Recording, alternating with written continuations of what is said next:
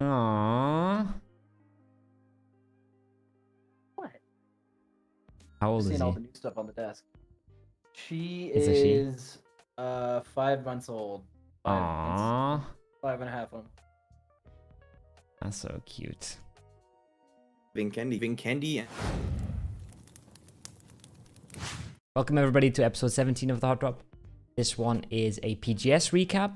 So I talked to 2 Americas and 2 EMEA players about how the recent tournaments went. We started it off with Shrimzy, who had a really good PGS 3 and absolutely sucked at PGS 4.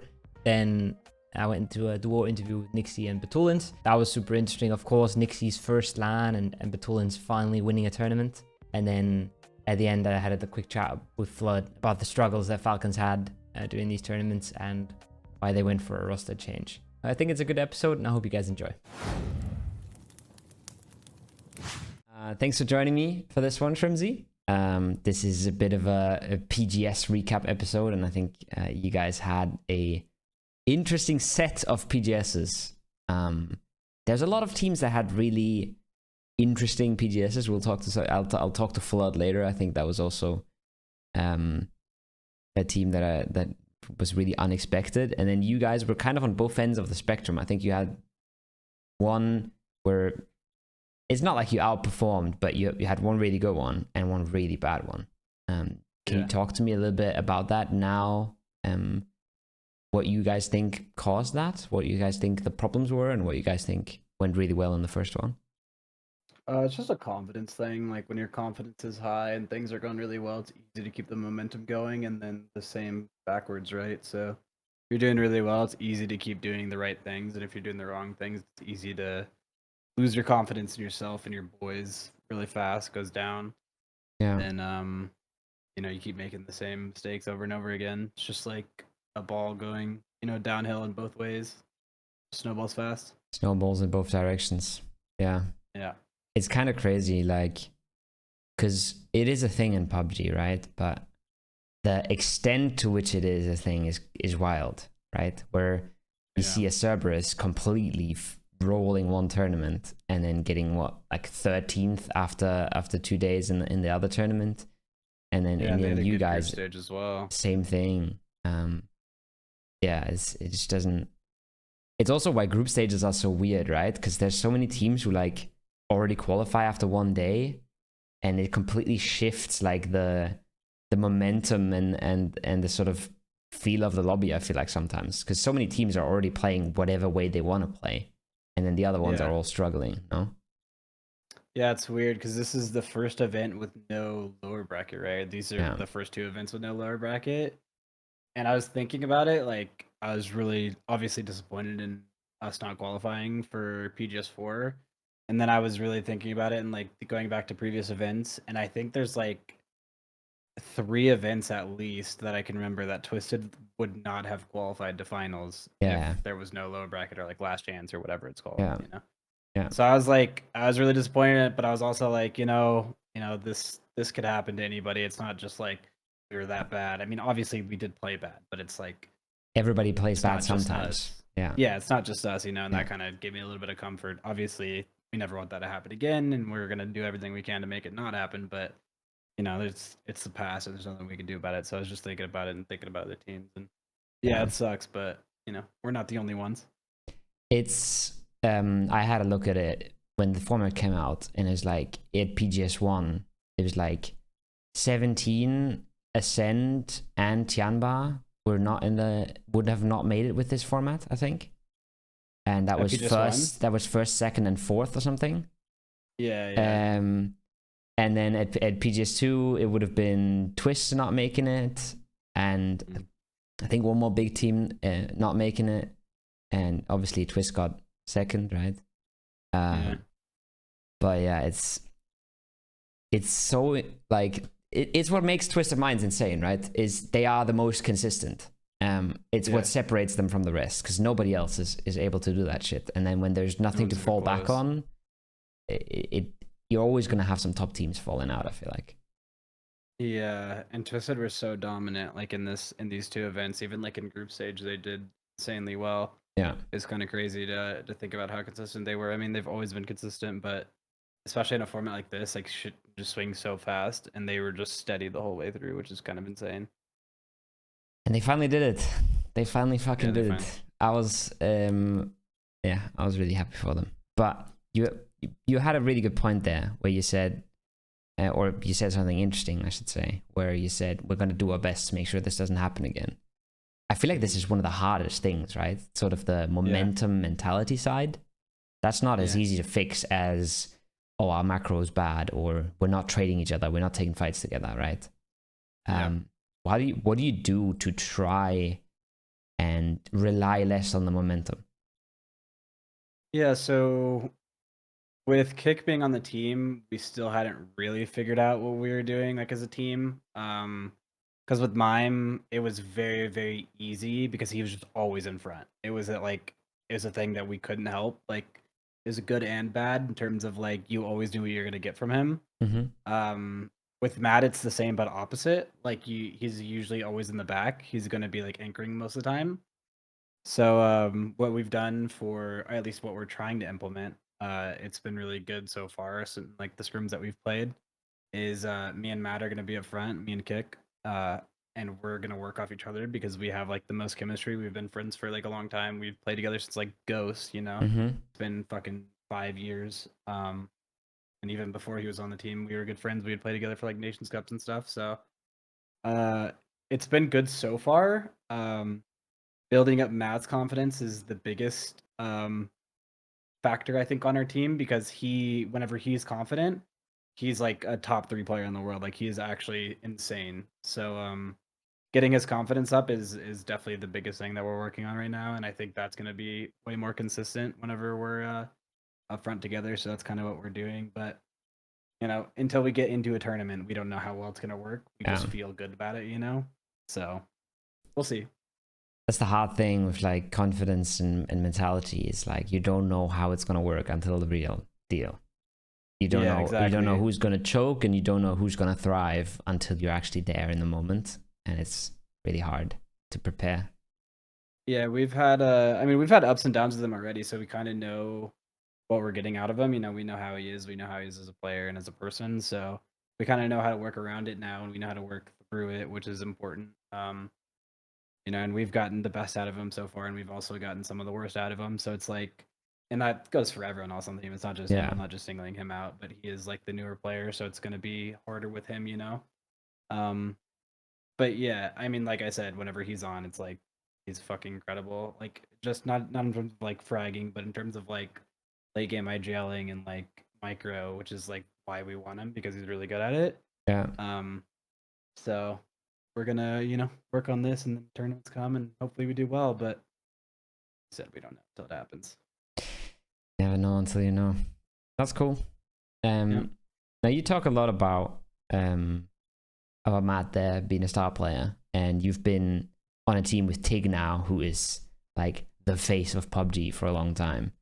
But internationally, it's always you putting up the numbers, I feel like. I feel like you're one of the like maybe least flashy but still best performing players in the world. Is that something that you think about sometimes? Is that something you can accept, or is it just like I'm just doing my job and you know things are working out? I mean, it's a little bit of doing my job, a little bit of being like a grinder, I guess, you know. Like Tig is fucking incredible. He's probably one of the best mechanically gifted players in the world. I mean, he adds so much more to the team than just that. But if like we were to go into a 1v1 sim, he would just dick me every single time. It's not even like close, you know. But PUBG is about way more than just like mechanics. So yeah, like Tig is fucking incredible, and on paper he will do much better than me. But you know, it's just about what positions you're in and what angles you get and stuff like that in PUBG. So yeah, he is better than me, but I could have like a better tournament in terms of statistics. I don't think that I've necessarily played better than him in any of these events. Like PGS 1, PGS 2, he was incredible. EGC, he got sick at the end, but you know, he was still fucking Tig. It's just like I end up sometimes with better stats than him, and that doesn't matter. So yeah, stats don't matter. It's just over like they kept showing these amount of PGS kills, right? And I thought that was kind of interesting because I think stats are really like not that important and they're really hard to interpret. But then when you start looking across like 4 events or something, it starts becoming a little interesting. If multiple players have played all those events, like a non-GPT is going to have a hard time competing with those stats, obviously. But for sure, across a team or something, it's super interesting. GPT last year. Sorry, what? Cerberus were up there and they weren't GPT last year. Like Tycon and Himmas were both up there. Danawa were probably up there last year. Danawa were definitely but up there. Then and they weren't GPT. Just 3 and 4. But it just depends on what region you're in and how good you are. If you're just better than your region, you don't have to be GPT, right?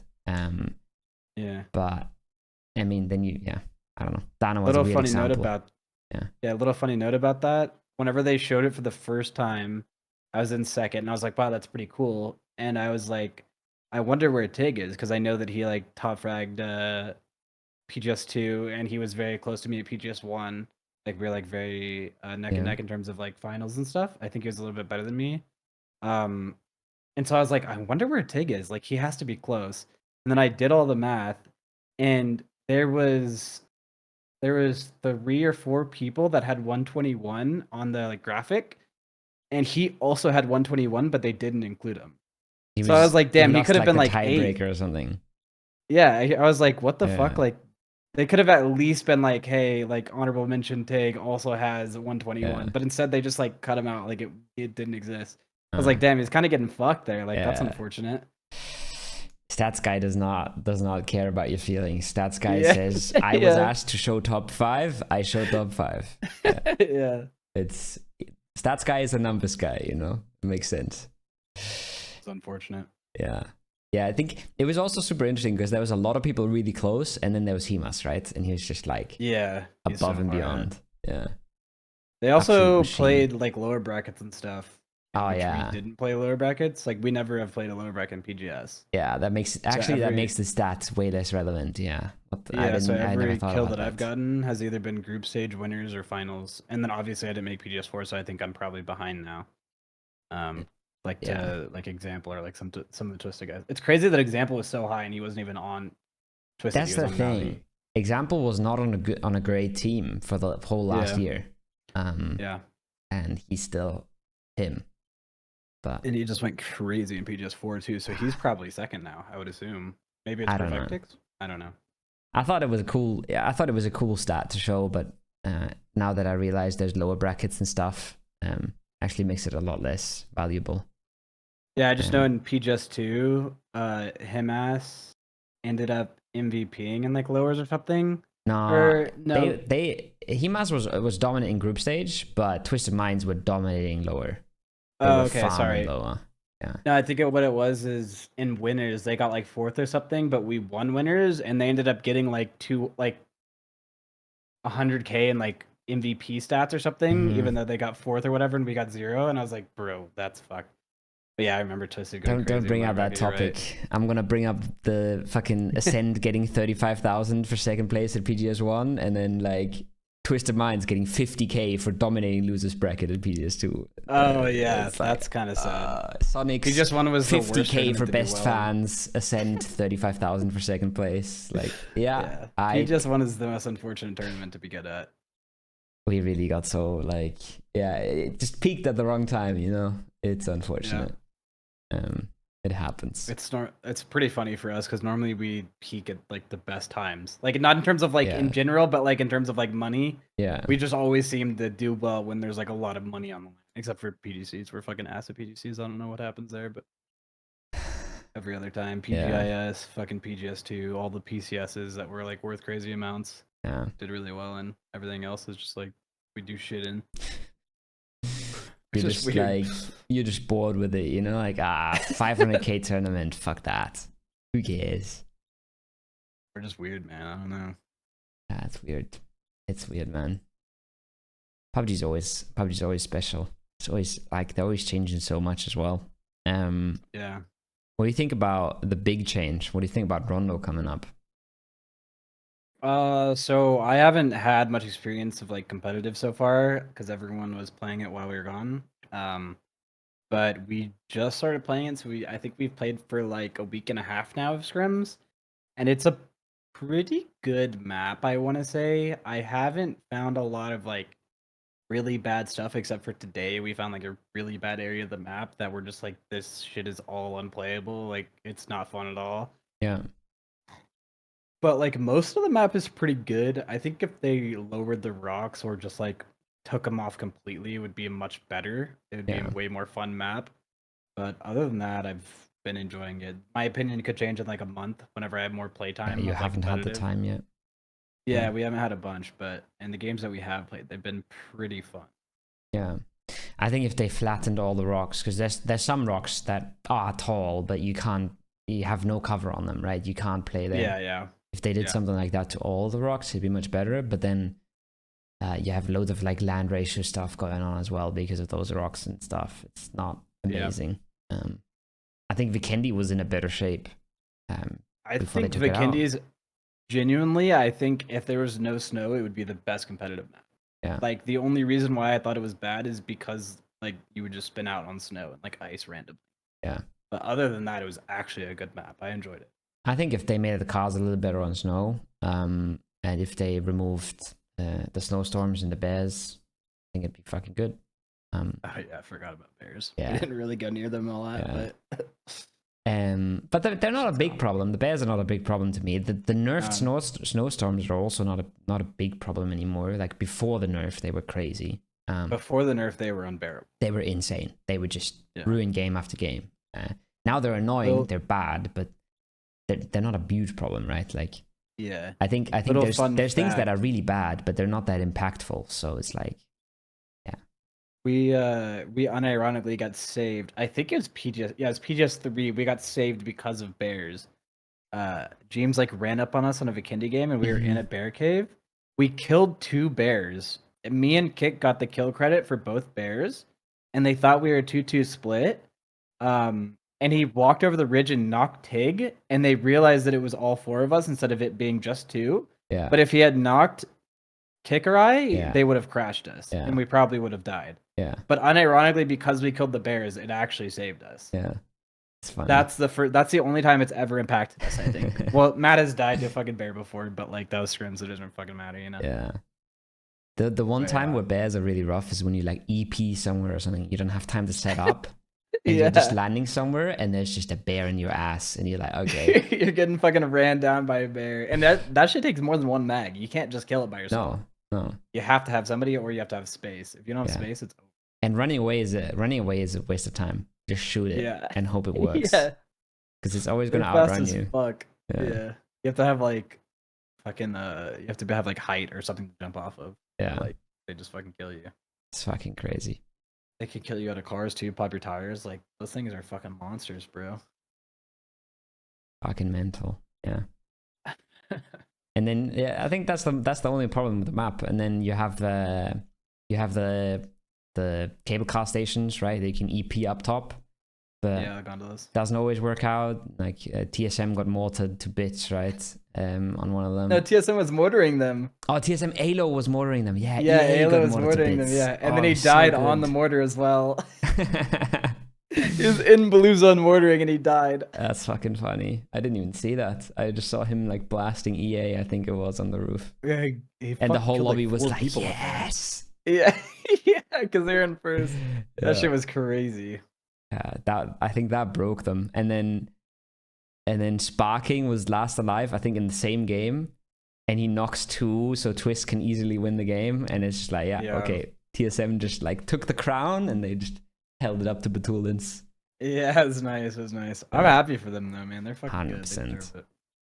I feel like everybody that watches a lot of PUBG and enjoys PUBG esports is like happy for TWIS. Because it's been so long and they really fucking deserve it. Yeah, this was like, it felt like if they weren't going to win PGS 4, they were never going to win. Yeah. Because like, not like a flame or anything. Like I like the EA guys, but like, if you think about like the past chances, like Danawa, Soniqs, like Cerberus, like those are some pretty big names. And you have like EA. Yeah. Like if you can't beat EA, you're probably not going to beat anybody on the final day. So not to flame them, I like them. They're all good guys. They did choke they did pull a Twisted Minds on the last day. Yeah, they lost like four games in a row. They had like 0. They got like 8 points on the last day or something. Like they were shambolic. Yeah. Oh, you mean at PGS 3? No, so what TWIS did at PGS 3, EA kind of did on the last at PGS 4. I don't know how many points they got, but they were really rough on that day. Twisted were also having a really bad day until they won like back-to-back games. Yeah. It looked like they were both choking like at the end. Yeah. And that maybe neither of them were gonna win again, and then they just won like 2 games in a row or something. The Vikendi just carried it for them. Yeah. The Vikendi was really big for TWIS. And then because that was sort of like the oh shit, we can actually do it, you know? Yeah. But yeah. They're I don't know, they just have like a day 3 factor that like seems like they slowed down a lot. I don't know. I wonder if that's broken now. I wonder if maybe they have now this could be like the floodgates opening. That they can win, and that then now they just win the whole year. Who knows? This feels like kind of like a Danoa situation where it's like this could be like their win that just like makes them fucking the unstoppable team for like the rest of the year. Yeah, 100%. I think I mean Falcons, I thought had a pretty interesting PGS in the sense that they got super fed, but they played really badly. Yeah, it was interesting for sure. So that's like something that's like hard to deal with, I feel like, as a team. But then I thought that before they made the roster change, so obviously they've had a lot of issues with mime or something. I don't know. You wanna speculate from the outside? I feel like it's a strange roster move, right? It's so short before ESWC.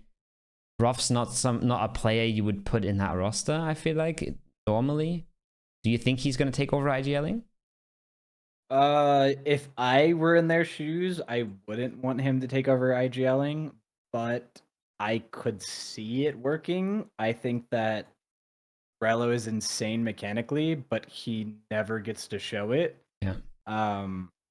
So I'm hoping that if they do change, we get to see more of Relo. I think he's fucking incredible. And he's just like one of the nicest guys I've ever met. Like he's genuinely a good dude. So I'm hoping the best for them. Like that team are like, I really love all of them now. I have nothing against them. I want the best for them. I'm just happy for them. I hope they do well. Yeah. I think that Relo should still IGL, but I think it could work well with either. I think Roth is really good as well. I think the same thing. I think generally I would, if I could pick in a vacuum, I'd say Relo is the better IGL.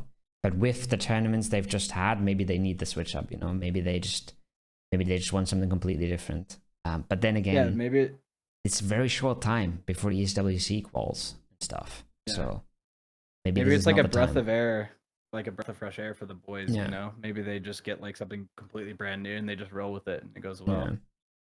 But obviously they'll need time if they're going to change IGLs. It's not something that just happens overnight.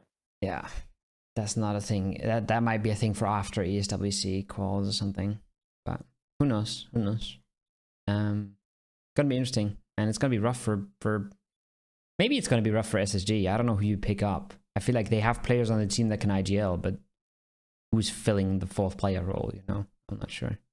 From what I've heard, and I don't know this, like I haven't heard any of the SSG guys. Like I don't know if it's true or not, but they got Fadeaway from Elevate, like the cracked under 18-year-old kid that just turned 18. And he's been playing for them. That's my understanding of what's happening. I don't know if it's true. But Elevate does have a new player. They're playing Spoon recently, Spoon. So it would make sense that he's not on Elevate anymore. He's playing with SSG. Yeah, it makes sense. I don't know. I think that makes sense for SSG as well. They already had enough input. I feel like they've already had enough people talking and people making decisions. So maybe they don't need a new IGL. They just need someone to follow orders and shoot heads, you know? Yeah, Paige has had good track record in terms of IGLing in the past, so I can't imagine that they would get a new one. I feel like it would just be fine with them IGLing, taking over Roth, like IGL. Gonna be interesting. Gonna be an interesting qualifier for Americas. Gonna be pretty nice for you guys to sit pretty and already be qualified. That is nice, but we're not PGC qualified, so it's not like we're big chilling, you know. No, but you have really good chances to make it to PGC now. Yeah, especially through PGS points, right? You're guaranteed to play all 5 events. All 5. And there's a good chance that like, I don't, how many slots is there for Americas? It's 2 and then PGS slots. Yeah. So like, I mean, okay. No, what I'm trying to say is there's not gonna be a ton of teams that play all 5 events. I feel like. Yeah. Besides you, so right? A lot of them are gonna play that, 4, right? And some of them are only gonna play 3, maybe. Yeah. So the way that I've been thinking about it is, well, there's who aren't the teams that are GPT. It's EA that are qualled. New Happy. Is that it? EA New Happy? VP. VP. Yeah. Yeah. Okay. So there's 3. And that's probably it. Yeah. And I mean, I don't know how good EA are in their own region because I didn't really watch, but I would assume that those 2 events probably carries them over into doing well at PGS 5 and 6. VP, I think EU is probably the hardest region in terms of like consistency. So they're like, I mean, obviously they're really good. They just got 3rd, but I could definitely see them not qualling just because it's a hard region, not because they're like bad or anything, but it's just hard. It's just a really fucking hard region. Yeah. And then the other one, New Happy, I think are almost guaranteed. Like China is so weird in terms of like. New Happy is also just good in China. They just know how to play that region. They always do well in China. I don't know why, but China is the weirdest region. China is the least consistent region in like how things go and how teams perform. It just seems like everyone in China, and then like there's like 3 teams that like actually play the game normally, and then they do well. That's what it feels like. It's so odd to watch because you watch these teams. It's also you watch Apparel get 13 points on a day, and then you watch them get 90 points on the next day, and you're just like, I don't understand. Like, you had no pressure on day 1. Everything was fine. You got reasonable zones. Why did you suck so much? And why are you the best players in the world right now? It doesn't make sense. It's just China, man. I don't know. Something weird going on over there. It's also kind of crazy how I mean, Korea did really badly, right? These 2 events, but that was almost to be expected with all the roster moves. Yeah. Because none of the roster moves felt good. Maybe KDF could have been a thing, but they kind of weren't. But China also wasn't super hot, I feel like, considering they had the whole PCL in that venue and everything. I feel like everybody thought China was just going to be dominant because they have like the most experience from there, and they literally just got done playing. Yeah. And then they just played horribly. I don't know, except for like New Happy had. Pero was solid. Pero was consistent, and they were the only ones. Very good. Yeah, Pero was very good, and that was the only one that was good. Yeah. Like New Happy was like okay, but other than that, strange. I made a tweet, like I made a tier list before this, and I was like, it'd be a surprise if China doesn't do well because of all the advantages they have. And somebody was like, look at the EU fanboys already getting the excuses in. And I was like, okay, dude.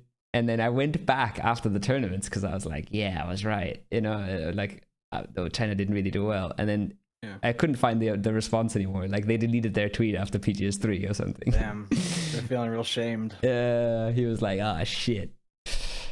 And I don't know, I think people are like too weird about things. You could have like an objective opinion without being like, you know, biased to your team. It's one thing that I really sort of struggle with. Is like I'll do a watch party, right?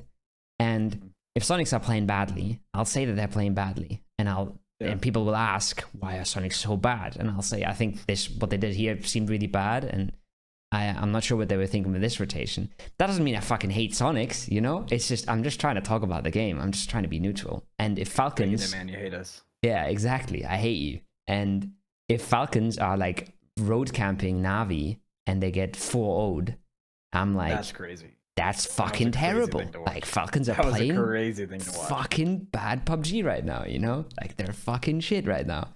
That doesn't mean I don't like him, you know? Like, but obviously, if, like, I don't know, if you're fucking FaZe Clan or Falcons and you have to sit there listening because people send you clips of me saying you're the worst team in the world, obviously that's annoying, right? But, like, I don't know. I feel like you should be able to separate that, but I don't know if everybody can. It's just the ups and downs of being like a streamer, having a personality. Yeah. People that don't have like any social media presence never get any shit, and people only think like the best of them. Yeah. And then people that stream normally get shit on way harder. Yeah. Or like tweet pretty consistently. I guess so, yeah. It's hard. You're not allowed to have an opinion. Yeah. It's just a tough balance as well, because you don't want to sit there when Falcon, like, I'm streaming, right?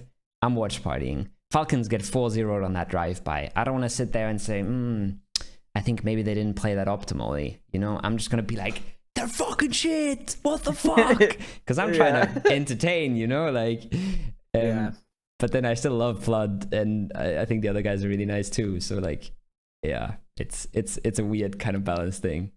I think it's like some of people's favorite streams of me is like watching scrims and just like shitting on teams for being like terrible. There's like a few clips from back in the day of me just like roasting the fuck out of specific players because I didn't like them. Yeah. Or like specific teams because they do dumb shit. Like 300, whenever they would like camp us on the bridge, if I ever like watched the scrims, I would just like shit on them the whole time as like a joke, obviously, because I don't like actually have any bad feelings towards them. But like, I don't know, people just love that shit. They also hate it, obviously, whenever there's like international and people like are big fans of certain teams. It's like way worse in terms of like just overall fan base. But like regionally, it's not that bad. I feel like you could do it and people get it as a joke. But internationally, it's way harder for sure. Yeah, true. It's harder when it's like an outsider. Guy. Yeah, you're like an EU guy making fun of different regions. And people are like, oh, he's fucking EU, so fuck that guy. This fucking EU rat. What the fuck, man? Yeah. They got 16th in PC and he's talking shit. Okay, got me there. GG. See you later. It was fun. Nah, it's good times. I'm just always like, sometimes I'm worried that people get upset, you know, and I don't care about viewers getting upset, but I care about like the players getting upset or something. But I guess it's the way the world works, you know. Can't help it. I have to start this one with a bit of a congratulations, Sasha. You guys finally fucking did it. Finally, no? Yeah, finally. Yeah.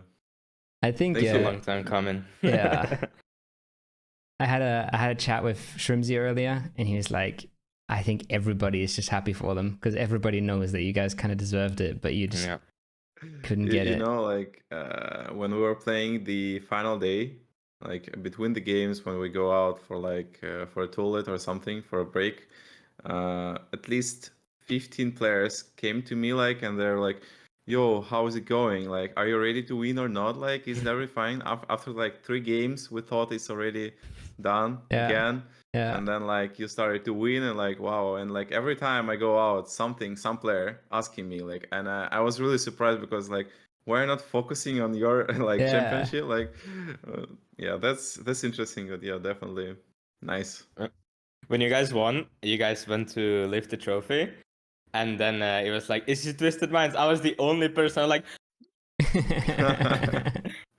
And then like, my teammates just look at me and are like, huh? I'm like, what? What do you want me to say, bro? Yeah. They deserve it. So yeah. It's funny because like you're playing against each other, like your opponents, but it's also like there's not a lot of people in the world that play PUBG for a living, you know? So like it's kind of a small family, and like everybody's still happy for each other, I feel like, most of the time. Yeah, so this episode is I wanted this to be a bit of a PGS recap. There's a lot of things that went on, right? PGS 3 and PGS 4. I think I'm gonna start with Nix. What do you guys had a bad PGS 3 and you had a really good PGS 4, right? I mean, you have to be happy with what you got at PGS 4, I feel like. I mean, our main goal was to qualify for ESWC. Yeah. Of course, after PGS 3, it was like, we didn't know what we needed, so we just went and played PGS 4. What do you think was the problem at PGS 3? So how we went into PGS 3, it was just like, it was so bad. Like, we didn't really prep that much because first we had like everything with orgs. Yeah. Like talks with orgs, then it was visa issues, then like some players went on vacation, and it was just like delayed all the time. Everything was just delayed. And then we just weren't ready for PGS 3. Like, it was just a lack of preparation, lack of playing scrims, everything. And then, of course, like the result was bad for PGS3 if you don't prepare. That's like the main thing you need to do is prepare for a tournament, and we didn't do it. Yeah, makes sense. Yeah. And then, of course, PGS3 was over. We had 1 week to prepare, and we were like, okay, like this is not like, thank God we had that last game, because I feel like that last game just opened our eyes. They're like, okay, that last game, boom, okay, we actually are not that bad as you think, because when we were playing PGS3, every fight we took was bad. Everything was just bad. And we were like, bro, are we just really that bad at the game? Like, what is happening?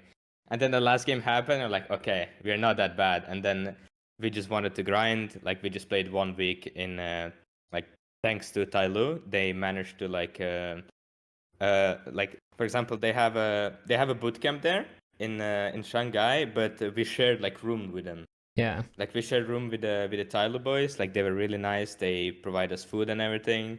Sure. And yeah, we just played, practiced, rewatched every game, watched PGS3 finals together, and yeah, we were just ready for PGS4.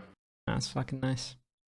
I think maybe that last game could it also be the reason why you qualified to ESWC, because you jumped like 5 places or something, maybe. right?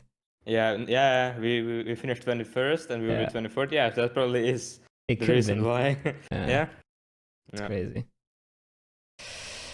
How did you, Sasha? How was it for you guys? After, like, what was the feeling after PGS3 for you guys? What was the sort of mentality? And was it like, holy shit, like it happened again, you know? Or yes, yeah, this is exactly what we felt like. Again, we owned like the group stage. Yeah. We were like super good. Everything, like we understood that like everything we prepared, it worked for us. Example, fit the team very good. And then we started to play finals, and in the finals we were also dominating most of time. And then this mentality problem. I would say it was even mental problem in the second day, because like we won 2 games, but I felt like we just like were sitting in the center of the circle. We didn't kill too many people. It was not aggressive enough. I started to think like it was a bad day. We were on the first place. It was still like second or first day. I don't remember. Second place or first place. After second day, I don't remember. And I think first place. Like it was a 30 points gap between us and Cerberus, and small gap between us and Soniqs. And I still thought like we're playing very bad. And that's definitely one of the problems why we played the last day even worse. Like 9 points in one day is literally like we like always get 70 points in scrims every day. It's our like a minimum goal for now, you know, like for ESWC and before for PGS, whatever. And then in this final day, 9 points. It was the worst day of like I think all LAN tournaments together, you know. Yeah. And then like we just spent when other teams were spending time to like to play, to practice, maybe change some things. We just spent time on thinking like what happened, why we still have this mental problem. And then I guess it worked out. Do you think you fixed it, or do you think like you finally had a last day where things were going right for you, and like, because I feel like you guys didn't even start that hot on the last day. It was just E-Arena was playing really badly, and then you kind of got the Vikendi, right? Maybe it was because you guys were in first place, so you guys didn't have to like keep it. You guys had to catch up to E-Arena. Maybe that was the reason. I would say there was 2 things. First thing, we didn't start well the first day. The first games of the third day. I mean the final. And I also felt a little bit not good, not confident enough in the beginning of the day. And then like after we lost several games, I stopped watching in this, you know, like this leaderboard. It was a huge one. I stopped to watch there. We also became very angry. We're like, whatever we're gonna do, we just want to play a good game. And Lou said like some motivational words before games, and that started to work. So we had like pretty decent circle on Vikendi, But if we would play this weekend like we used to play before the final days, we would never get in this position. We would play much slower, like and so on, and we wouldn't even get there. So yeah, I think we fixed it on the last day. When you guys won that game and Lou was like screaming across the arena, I was like, that's it. They did it, you know, like they fucking broke the curse. They're like, holy shit, we won a game. We can actually do this. And then you just win the next one as well.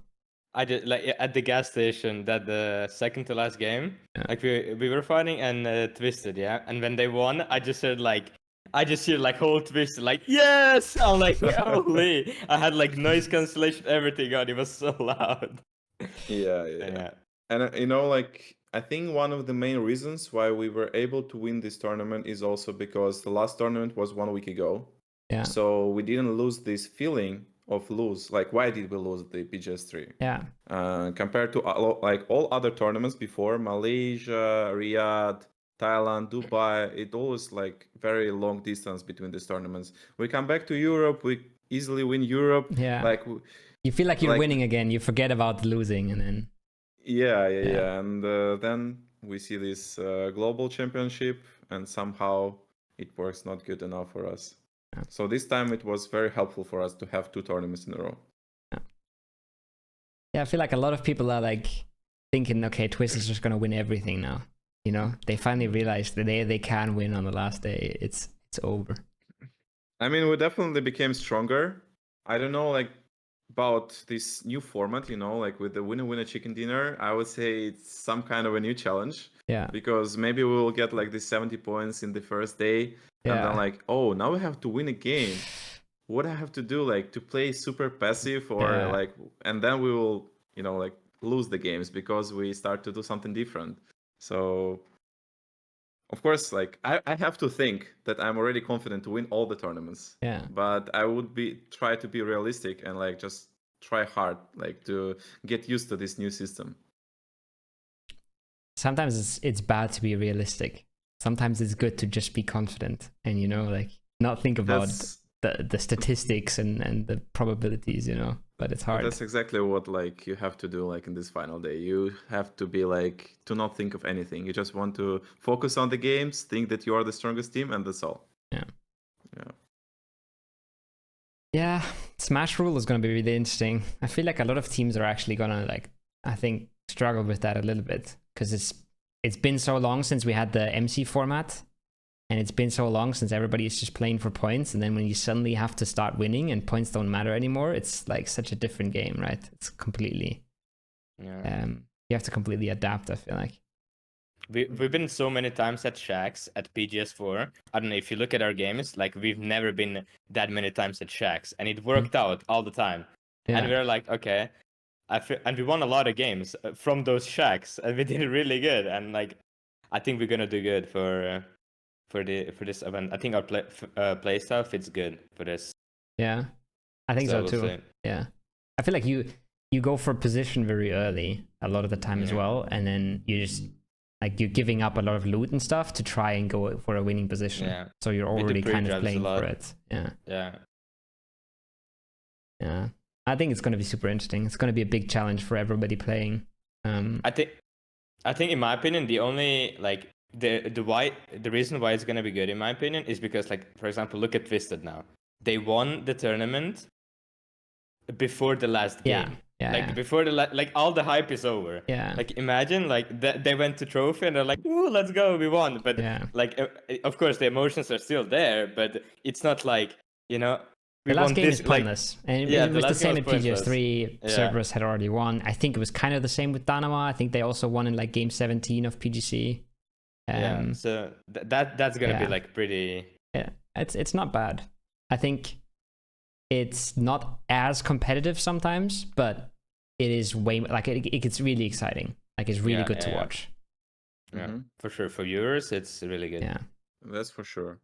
The only thing I would want is that we don't have we have like anonymized kill feed, so we don't know which team we're actually fighting, so you can't grief as much. Because if TWIS is the only team above 70 points, you know, like you see TWIS in the kill feed, you go fuck them up. I mean, you still need to get. You still need to. Like, you still your have to game get the begin. points. Yeah. But there's Of also course, a thing. if you have no option, then yeah, you can have agree no. to them. Maybe you can't win, right? Then you Yeah. just blue tank and you try to flush one of TWIS or something. Yeah. Or maybe you just got 70 points this game, but you can't win yet, right? You have to win next game, so you just go full grief. Stuff like that is a little annoying, I think. Yeah. But I think overall the format's kind of cool. It's going to be interesting. Yeah, it's basically like the same as PGS tournament. You're gonna get this group stage, right? Yeah. 12 games, you need to qualify, top 16 qualify, and just how many days? Maybe 2 days of finals instead of 3. It's basically 2 days of finals. Yeah, that's the only bad thing about it. That's the only thing I think is a little bad. We just get less games. Like you have a good first day and you're really likely to have a good tournament, but you have a bad first day and you're kind of fucked. I mean, it could be also that it's going to be more games now. I mean, okay, I don't think it's ever going to reach like game 18. Yeah. It's only 70 points. Yeah. Like, it's never going to reach that probably. It's like 12 games or something is like the max, kind of. Yeah, should be the max, I guess. Most tournaments will be like 10 games, I think, something like that. Wow. PGS 4 would have been, I think, 7 games or something. E-Arena would have won that so fast. Yeah. And then before that, I think almost all of the tournaments would have been TWIS because they're really good on the first and on the second day. So like they would have won them all. I think it will be very like important. Depends on like the circle luck. If this team who got like 70 points, they will get the circle. Yeah. Probably they will win faster. Yeah. If they will like the circles will go away, possibly it will be 12 games. Yeah. Yeah. That's the one thing that makes it a little bad is you kind of have to get a little bit of luck to win a game in PUBG, I think. Like you can't win every game, right? So it introduces a little bit more luck. But if you get if you get to the 70 points and then you get unlucky, then maybe you get second place or you get third place. It's not like you're completely fucked, right? But the win of the tournament can be a little random sometimes, probably. Yeah, I mean Apex has the same format, right? So yeah, but Apex doesn't have. Apex has like anonymized kill feed. Yeah, so I think that's really good. Yeah. But they still kind of know, like we know in PUBG, right? We know, okay, TWIS is gonna play this split. Yeah. We don't have to see it in the kill feed all the time. We know a lot of that stuff. Yeah, it's gonna be interesting. It's gonna be exciting. I feel like the teams that were at PGS 4 didn't have a lot of time to prep for ESWC, right? There's not that much time in between. Do you guys feel like you're ready for Rondo and all that stuff, or you still feel like you're playing catch up a little bit? Batu, you go first. Yeah, I mean, we have played scrims without Perfectix for like this week. And I feel like we already play better Rondo than all other European teams. I mean, we were checking about like at least 200 TWIS of Rondo, like different regions. We also checked the scrims, and first of all, teams don't know what to do at all. Yeah, they're so lost in scrims. Yeah, like everyone is talking about like Rondo is too open space. There's 90% of the map is open space, and then I'm just checking what they're doing on the map, and they're literally like second circle. They try to go center to some whatever field they see. Of course, they die there because like they go there too early. They don't know like specific deeps, like some trees that can cover you from one side with, like, and then they die. They say like Rondo is shit and so on. We started to play this like map previous week. I mean, even this week, I guess, yeah. And all the games we played were good for us. Like just playing slowly from the compounds. We never go like fast to the center. And for me, I really like this map. So definitely it will have problem with these rocks. I mean, that's for sure. Maybe some places are not balanced enough. But I mean, Wrangle is like 8 years old. It was remastered. How many times it was? Like, I think it will be the same with Rondo. It will take some time. They will fix some places, and then it will be playable. I like the color of the map. Yeah, I think the only problem we have to hot drop right now, as we used to do before. We have Navi. Yeah. we have some other European teams who are not even qualified. Like for example, Para. Para, they literally not qualified, and they just jump with us, like every game and scream. Like, what's the point? We don't know. Yeah. And then we have 17 and 4 a.m. in China, who will possibly qualify. I think they should, but like we'll see. So I don't know yet how it's gonna look like, but now we're just practicing. Thanks to Navi, we can hot drop against a good team. So like when we come to LAN tournament, we will have much more experience than, for example, 17, who agreed with 4M not to hot drop each other. Yeah. So yeah, we're happy. We're happy with the Rondo. Yeah, you Nixzye. I mean, for us, like we also got back. We also started playing this week, I guess, and we've just been hot dropping with BBL on ESWC all the time. Like I don't know why they're even coming. Like I don't see a point for them come because we already qualified for EWC and we have like way more PGC points. But yeah, we've just been hot dropping with them, and I mean, we don't really see the map because it's hardly that like even if you win the hot drop, you're like late with timings and everything, you know.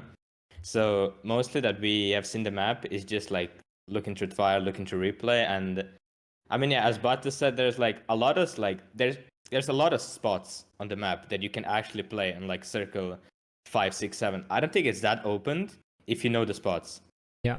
If you know the spots, it's really good because we played the one game the other day. It was full field. It's literally like full field, but there was like so many spots playable. And if you know those spots, it's not open. But of course, if you don't know the spots, it's like GG, you know. So I feel like with Rondo coming in, you're gonna have to prepare a lot, like for knowing the spots and everything. Of course, like with addition, like there's so many rocks. And I don't know, like we watched them fire, and there's like rocks are almost into like phase 5, and then it gets out. So you have to kind of play around it. And yeah, I think it's gonna be very fun. It's just like the double airplane. It's gonna be it's so random because like as I said, we're hot dropping a team. Like we had some instances where we had worse plane than them, and then we just come and like, yo, we're there, you know. And like, what are we supposed to do, you know? Yeah. And then but that's the only thing. But yeah, I'm looking forward to seeing it in competitive play though, because like as I said, like these scrims are like people are just driving around the fields, they don't know what to do, and it's just so like I don't know. It looks like you're playing ranked, so I'm really looking forward to how it is gonna be in competitive. But you should also know that like we got the information that this map gonna be reworked even maybe before EWC, so like I hope they're gonna fix the rocks. Pick some places on the map, and we would be more happy with it. Like, I mean, the players. If they take out, I think the rocks are the biggest problem, I think. Also because of land ratio. And then I think the double plane is really annoying because you just don't know what plane the other team is in, right? Like, that's the main thing that's annoying. It's like, you don't know who gets to their loot spot or who gets there first. This land ratio is like, they literally put so many rocks in the middle of the map.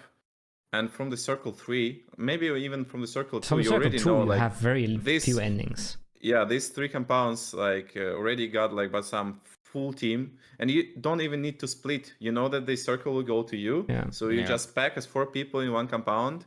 No one will ever crush you, so you get free game. And like that's the reason I think why Wrangle, for example, much better because they only have this river in Rozhok and like water on Sosnovka. Yeah, I think. You go first, Nixzye. I feel like we watched a lot of fire, and there has been so many stadium endings. Like stadium is I don't know, I don't know what is around stadium, but it always ends there. Yeah, it always ends there, and you can just see like, oh, circle 2 is there, okay, and then you see like 10 teams just sending in stadium. There's like 4 entrances. And there's like every team on 4 entrances. Then there's people on the roof. I'm like, okay, like if you're late, how are you supposed to get in? And then you have some people crashing in and they're proning outside. It's really like how are you supposed to get in? It's just I don't know. I want to imagine this ending in this Chadena city or how it's called. Fucking crazy city. Yeah. You're just gonna use these elevators where you just run on it and like you're fucking speeding. Yeah. I almost want to just make that a loot spot just so you can run along the elevators because it's so fun. Yeah, I think. Yeah, I just want to know. Like, I want to know if the double planes are gonna stay in, and if the EMP zone, I think is really really stupid, right? Like, it doesn't make any sense, bro. You know what happened? That stuff is really annoying. First of all, I thought it's only in public games because Yeah. I was playing public games, and then I played like scrims, like 5 rondos, and I never like got in this EMP zone. And then yesterday we were like, okay, 40 seconds, we should start to pre-drive. Like, we're coming to our cars, like 20 seconds. I just sit in my car, boom, I can use it. Like, wow, okay. I guess we are late for this. This game we're gonna play from edge, no matter what. Yeah. It's like a snowstorm, but kind of like almost worse because you can't leave, you can't do anything. Yeah. One thing I don't understand is like, you can't use red dot, but you can use scopes. Yeah. Like, that just doesn't. It's meant to make be like sense. realistic, because a red dot is like an electric thing puts a red dot there, you know. But your scope is like painted on, so it's like meant to be realism. But it just doesn't make any sense because the 4x doesn't work, but the 6x does. So like you didn't find a big scope, get fucked, you know? The other guy has a scope, you're looking at an empty screen. Like, Yeah, I'm still trying to figure out like why the developer always trying to make these zones like sandstorm, snowstorm, EMP zone, red zone. Like, do they feel like players are bored with the game, so they need some new experience? In, like, I think that's exactly it. I don't understand. It's the same. The red zone, and then on Karakin there's the black zone. Like, there's something everywhere. I think they think it needs to be done to keep it like dynamic, you know, and exciting and shit. But like, do you know a single player who likes the red zone? Like, it's like, okay, red zone on me. I'm gonna get in a house and I'm gonna wait for 40 seconds. So exciting. Like, you know, they usually say like, I mean, casual players like it, and that's why we do that. And then I was streaming like on Twitch, and I asked all my viewers, all are of them like mostly casual players, and none of them like these zones, like none of them. Like, so. And it's also the casual players are not the ones that play ranked and that play esports. So why is this zone in ranked and esports, you know? I mean, you can argue the same, why is Vikendi in ranked? Yeah. And it's not even esports, like, it just doesn't make sense. I play like 10 Vikendis a day, and I play one Rondo a day.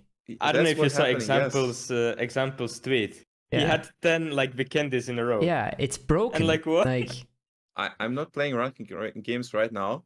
Because when I play public games, I get more Rondo. Yeah. So like, that's. I think I played 10 or 15 games today, and I got one Rondo, and I was like, oh yeah, this map is in the queue. I forgot because I never fucking get it. Like, but so I feel sad. like with EMP zone, I feel like it's only bad. EMP is just bad. Like, for example, in Winterstorm, in Vikendi, some team could actually benefit with Winterstorm though. Yeah. Like, if, for example, if you're like in shit position, you can maybe like run through it. Like, I remember like a lot of times we got Winterstorm on us, and we actually like got good position. You go push a team or something because they can't see you coming or something. Yeah. But EMP zone is just bad. Yeah. It's just like everything is just bad about it. Yeah. They also, I think they fixed the storms a little bit, so you can't see in all the time, but you can't, like, you know, it was like people could see you from the outside, but you couldn't see out, and that was super fucked. And they fixed that a little bit. I think it doesn't happen as much anymore. I mean, I don't know when was the last time I was in Sandstorm, because like they put it smaller, right? And we get Sandstorm all the time because we loot Edge, bro. Like, our Sandstorm is always on us. Like, if we go Alcantara, we get Sandstormed. If we go Valle, Sandstorm comes from all the way up, all the way down. Just comes right at us. Yeah, it's also always going through power grid. Yeah. So, yeah, it's crazy. And you know, like when the Vikendi was out in competitive, there was no Vikendi in ranking games, so we couldn't play it. Now I feel the same problem with Rondo. We have Rondo on one of the biggest tournaments of the year. Can't play it. And we can't play it. It's the one, like, when they said, oh, we're aligning ranked and esports, and that's why you have to play Panzerfaust in esports, and you have to, we put the e-pickup in and everything. I was like, oh, okay, this kind of sucks. But at least it's the same, you know? At least everybody at home plays the same. But then they do this where they just leave Vikendi in ranked and take it out of esports. they didn't even like announce it or anything. It was just like, oh, by the way, in the rule book, you can see that we play Rondo now, you know? Like, it wasn't even, hey, we're changing this. And then now everybody's playing Vikendi in ranked, and it isn't even in esports anymore. Like, it doesn't make any sense. No, it doesn't. It really doesn't. By the way, Panzerfaust is one of the most random and like, I don't know, like every hot drop, if we jump, if someone finds Panzerfaust, you know that you win this hot drop. Yeah. Because you will just go and like, boom. Boom. Yeah. Yeah. Free kill. I killed 2 para with Panzerfaust yesterday. Yeah. Like we go to like this warehouse, they got 2 guns, and I'm like, oh, Panzerfaust, bam, they're dead. GG. Every hot drop the same. Yeah. Yeah. It's like shotguns before, but even yes, stupider. yes. Yeah. After shotguns were nerfed, I was like, oh no, like now hot drop is gonna be so much skill based. You know, you have to peek so good, and then you just get this Panzerfaust, which is 10 times more OP than the shotgun. Yeah, I agree. Yeah, it's bad. I think the problem with it is like it spawns like a lot. It actually there's a lot of spawns with it. Yeah. Like I don't know, like. But that's I think that's the thing as well. You don't make it better when you make it more rare, because it just gets more luck, you know. Like it's just more luck if it's rare. Just remove it. Oh shit! Okay, like there's 10 Panzerfausts on the map, but this guy found one, so now I'm dead. You know, like there's no way to nerf that gun. Either it's really bad or it's really overpowered. Like you just gotta fucking delete it. I guess same with shotguns. I guess. Yeah. They're either gonna be broken. I think or shotguns not are not that bad. I think now they're like not broken. Now it's fine. Yeah, now it's fine. Yeah. I think they did a good job with shotguns actually. By the way, one good thing about Rondo, or I don't know if it's good enough or not, but this emergency flyer or like whatever, I feel like with this thing, it will give so many teams like opportunities to stay like in these fields. Yeah. Because like as everyone's saying, like it's so open field, and then you get the only like this is only on Rondo, right? This emergency. Yeah. So you can find like 2 of them, put it in your car, come to the position, throw it, and then you have fucking 4 stones around you. I think it's really good. Yeah. I think they shouldn't have nerfed it so hard. It was like, wasn't it like 5 stones or something at the start, and now it's just 2? Like they nerfed it pretty hard. I think like 3 or something would be cool. But and also folded shield on Rondo is like so overpowered. Like it's so good. I think a folded shield in general is it's super nice. But on Rondo, I feel like you need it more than on some other maps. We have a rule in our team: 1 nade for folded shield all the time. Yeah. 1 nade for folded shield. Yeah. You should always keep 1 nade for Navi, because they always have 4 folded shields. Like every fight we start, like bam, bam, bam, AFK. Do nothing, just wait. So. And also, like, just imagine if Rondo would have this destroyable like landscape, together with these emergency flare guns, and then like folded shields. You can literally like make a position by yourself, like using cars. This Pico bus is like, bro. I mean, that's the next. Okay, that's actually the next thing that I think is really bad about Rondo is that car. You just can't hear it. Right? Like you just like silent pull-ups and shit are so insane now with that car. Yeah, that car is broken, but then the other car, the UAZ, that one sucks. Like that one is the worst. Like how I think that bus is such a cool idea, but it's so broken. Like it's just not good. And why did they put 1 electric gas station on the whole map? There's like 5 gas stations or 6 or 7 across the whole map, but the e-bus you can only park at like 1 gas station at the we have test 3 in test track. It's just test track and the Neos factory. They're all there. Oh really? That's all that's the only place you can fucking tank that thing up. It's crazy. I don't know. I don't know. Honestly, it doesn't take that much gas. Does it? Like use a lot of gas? You don't really run out most of the time. Yeah. But it's a good thing. I don't know. I mean, I was like using this Pico bus, and then I pressed this silent button, and I felt like I can meditate. Like it literally 0 sound. I can just hear this, like this flowers under me, some like grass. Like I'm just driving. I see 4 people. They're in front of me. They don't hear me at all. Yeah, it's crazy. That's crazy. I'm watching scrims, and like I'm observing. I'm watching my team.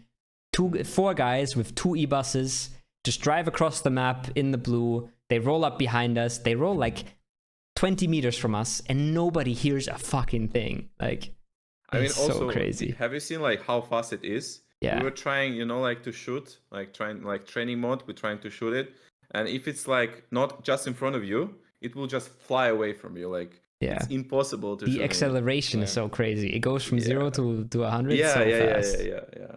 It's like the only car who can be compared is like this Hyundai in Tayego. It's also very OP. Yeah.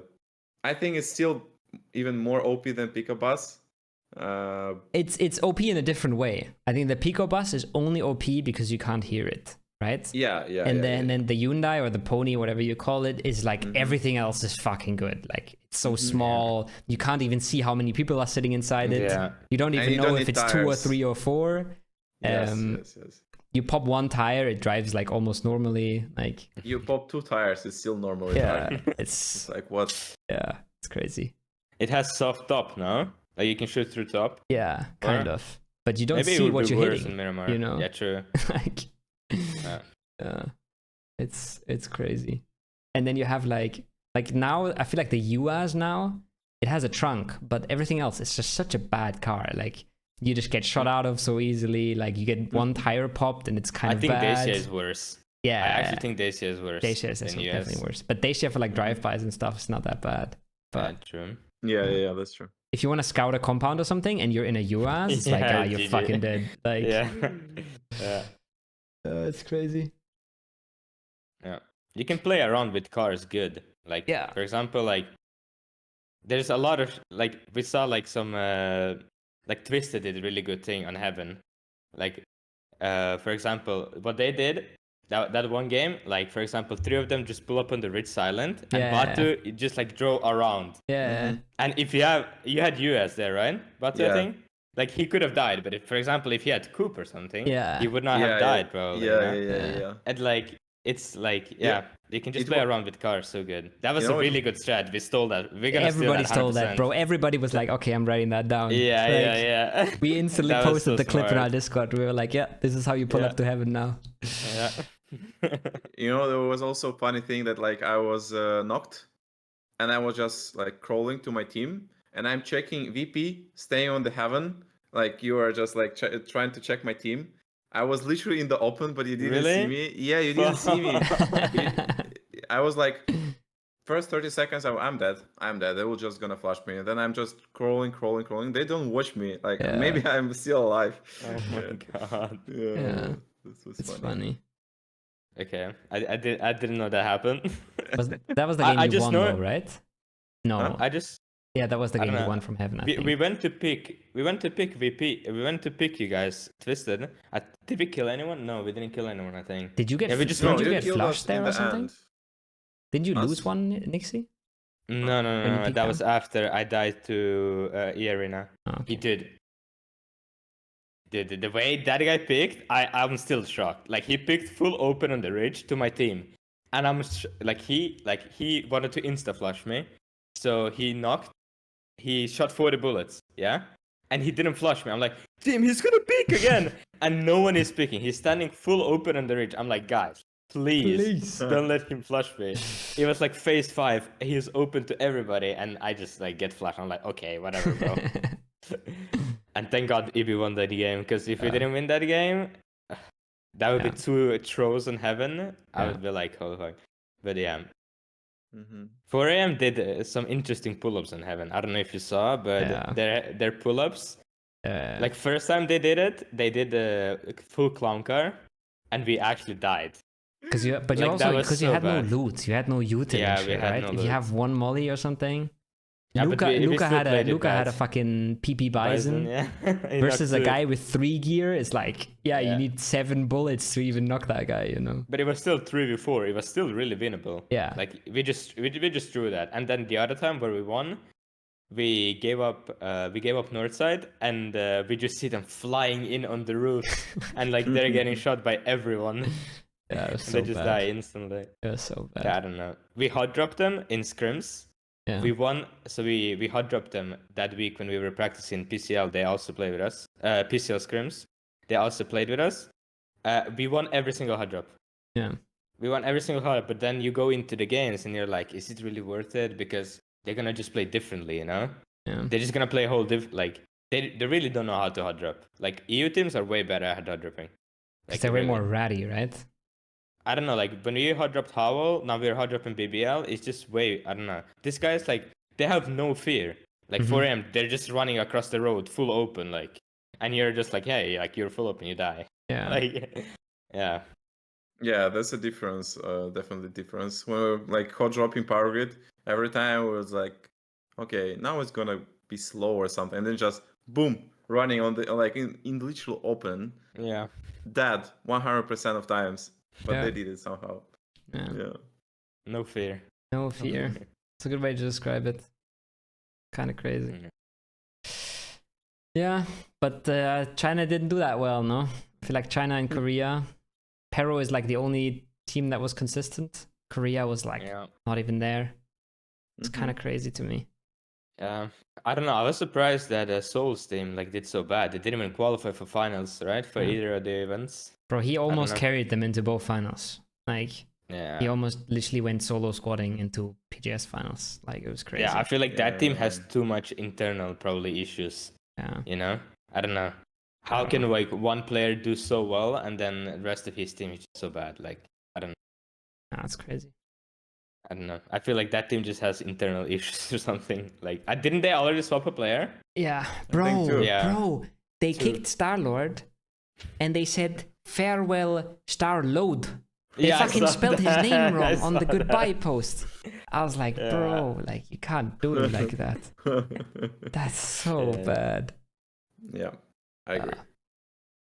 I don't know, the whole Korea situation is weird. Danoa just made a lot of sense, and they should have never split up, but they did.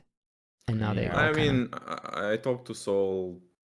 It was not possible for them to stay at all. Okay, They have different like how they say the different goals. yeah. Seoul is just more like he wants to win tournaments. I don't Yeah. know how he's supposed to win with this roster, Yeah, but like that's his own thing, so I have to respect it anyways. Yeah. I hope he will get better teammates. Like I would not even say better, just stronger teammates. You know, like in terms of yeah. individual skill and so on.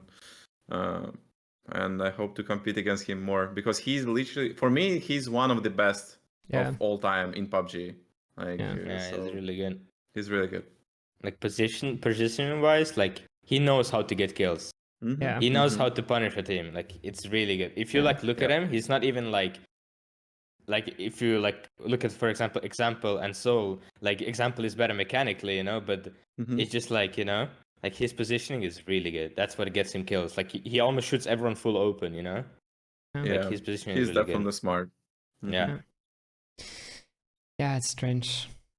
It's like people also say, "Oh, he left for money," or like stuff like that. I'm just like, no. Like, if you just won PGC, you're like, Yeah, you're you don't never really leaving care that about team money. for money. Like, Yeah. you can win PGS 3, you can win PGS 4. You know, like you're not leaving for money. It's not what it's about. Mhm. But it Yeah. has to be personal, 100%.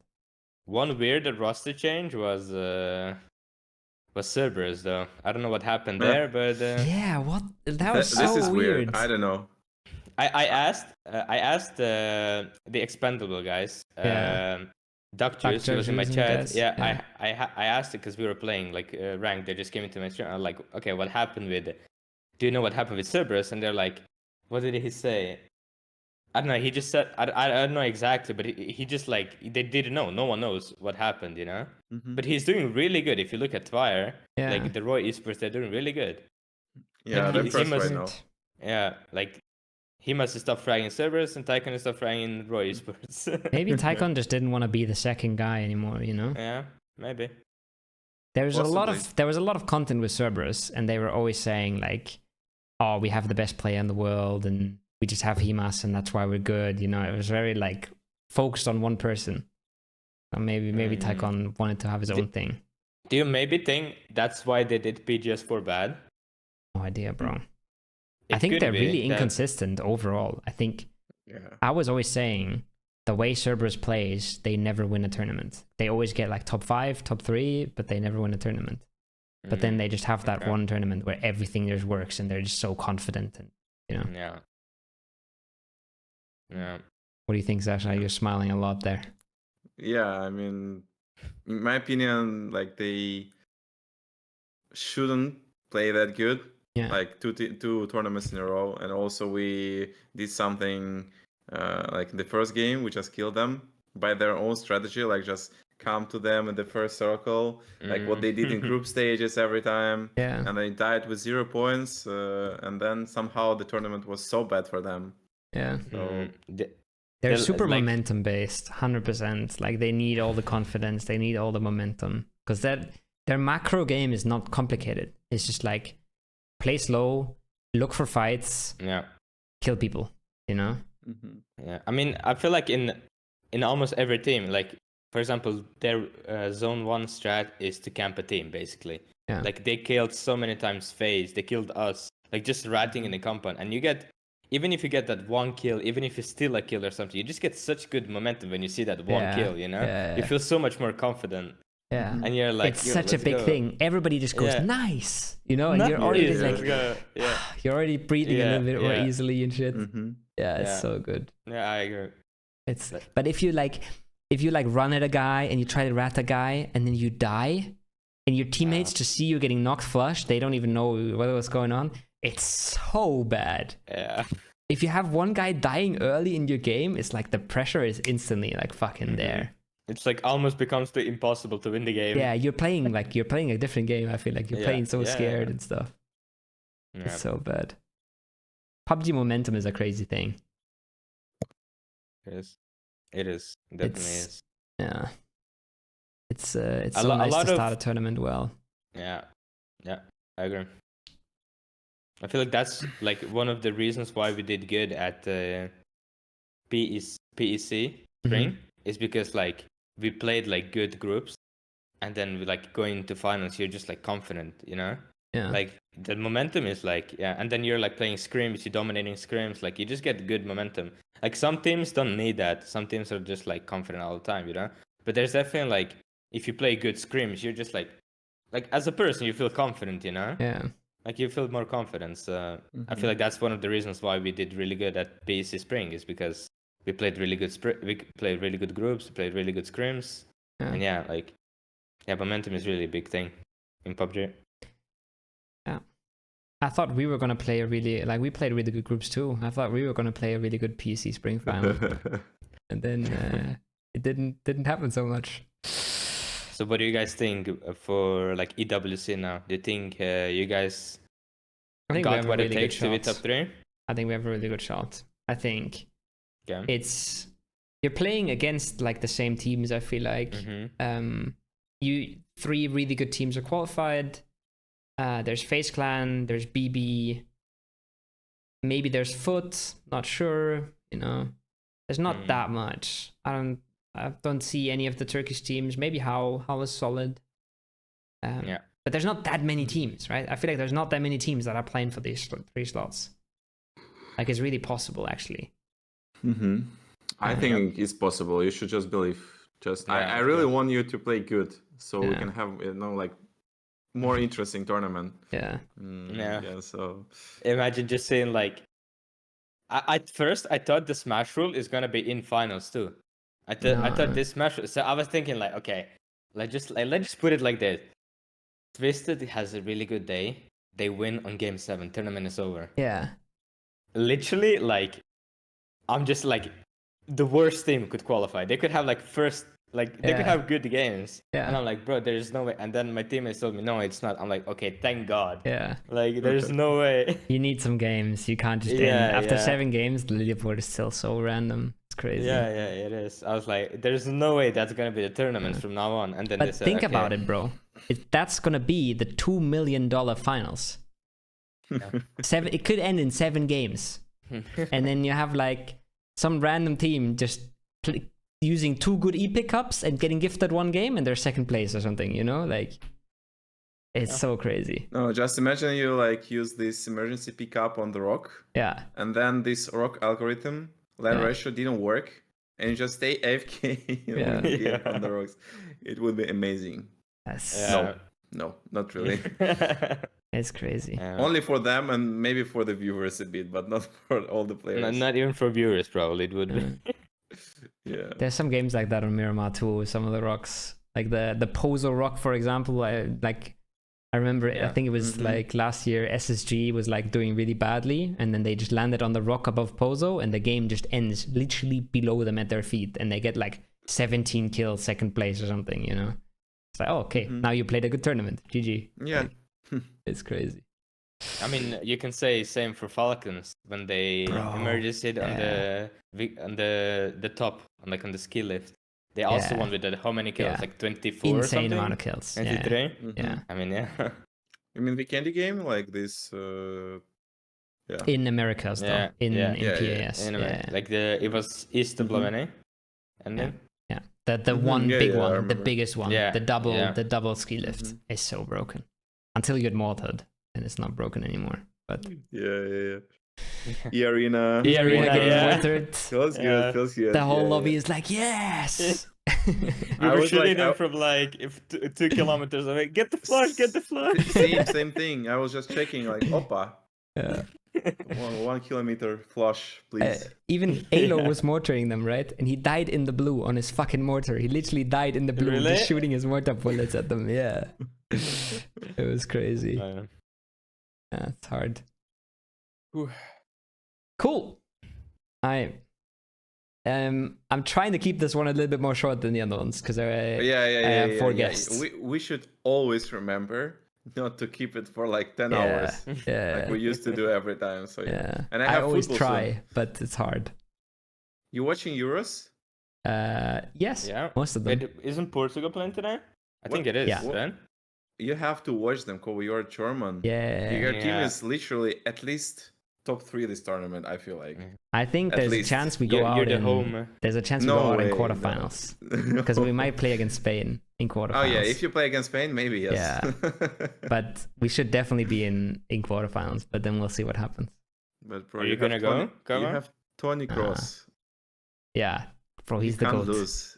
I mean here like imagine you are the GOAT and you retired and you have the last tournament of your life possibly, and you are playing in Germany for Germany, and you have one of the best teams. Like, and he just played his last game for Real Madrid, and it was the Champions League win.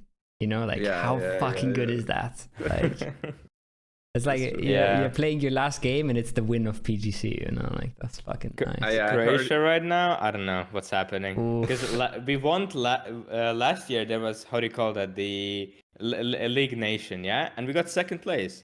I don't know what is happening now, man. Like, I really don't know. In the bin. And then, like, we have to win against Italy on Monday, or it's GG. Like, we're out. Yeah. I think you can win against Italy. Yeah, I think they're really bad. I think they're really bad. I hope so. It's crazy. It's weird. England is also the same thing, where it's like, how can they be so bad with the players they have? Like, it doesn't make any sense. England is like, I don't know. It's like, I don't know. If it's like, I don't know. I don't know. Just I don't know how. No like one knows. No one knows. Alright, cool. All right. Thanks for coming on, guys. It was a pleasure. Oh yeah, I had one more question, Nixzye. How did your first LAN feel? How the fuck was that?